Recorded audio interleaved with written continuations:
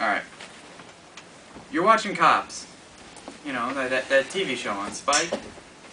There's an old Cadillac speeding down the street.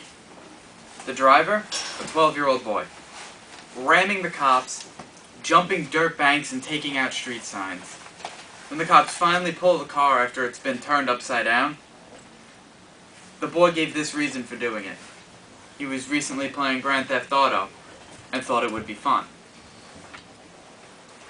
My name's Callahan, and I'm going to be discussing with you the effects negative, such as this boy driving a Cadillac, and positive, which are slightly more obscure and unheard of. Video games, like it or not, have a profound effect on society. The obvious negative, and like I said, the not-so-obvious positive.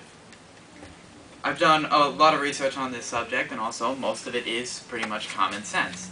I've also been an avid gamer since I was like 7. So, we'll start with the most prevalent and obvious effects, the negative ones. The negative effects are the ones that are often researched. There's not much research done on the positive effects. One study done by Carnegie and Anderson, on college students, showed that video games actually desensitize you to real-life violence. This was done by sitting a bunch of people in a room, and they'd each play a selection, randomly selected, violent or non-violent video games, and then watching extremely violent episodes on TV. And the study was, people had a lower heart rate who were playing the violent video games just 20 minutes before, than the people who didn't. Now, these effects, although they're a little bothersome, don't really surprise me, and you don't really need a scientific test to show it. Put it like this. Have you ever been playing a game, and you're in one of those situations, it's between life and death in this game, and you're playing with a bunch of friends? Have you ever caught yourself whispering to your friends? Because I know I have. Or, you're on that final boss fight. You've been playing this game for months, you want to do it, you realize after you win, you've been gripping the controller so hard, you actually cannot let go. Again, I have. Now, another thing is, video games have been linked to delinquency and fighting in schools. Well, that, pretty much there, is the subject of almost every test ever done, is what this link is. However, you have to take this with a grain of salt, because these studies never take into account the parents of the children playing the video games.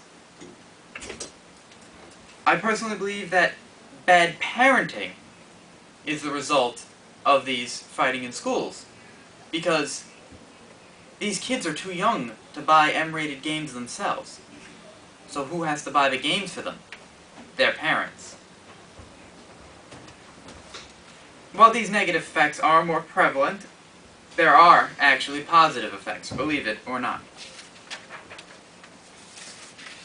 Video games are actually useful tools for learning new skills and then testing those skills.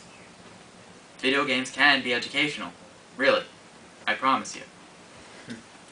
I actually learned to type on a computer using a game called Type to Learn back in, like 2nd grade. And the game would reward you, you know, with all these little achievements and stuff for accuracy, spelling, and speed while you were typing. Even violent video games can help creative thinking and problem skills. Not all games are pure violence or pure educational. There is actually a happy medium. My favorite example of this game is a game recently released for the Nintendo DS called Scribblenauts. This game is brimming with creative possibilities. You can literally do anything, and it's actually quite a brain teaser to get through these puzzles. But there's violence, there's guns, you shoot people. But it's cartoonish. You're like a little stick figure. Other puzzle games also exist. I mean, a big example is Tetris. How many times have you wanted to throw the controller at a wall over Tetris? Can't get the little blocks in where they're supposed to be. Anyway. Now, what should you take away from this? Well, 1. Negative effects. Again, most publicized, most researched, most heard of. Because nobody wants to hear about the kid who became a genius playing Tetris. It's not that interesting. But the 12-year-old boy crashing a Cadillac into a cop car because he saw whatever that guy's name was on Grand Theft Auto doing it. The positive effects are actually important. I mean, take for example when Mortal Kombat came in, was big in the arcades. Air Force recruiters would actually stand in the arcades and hold tournaments.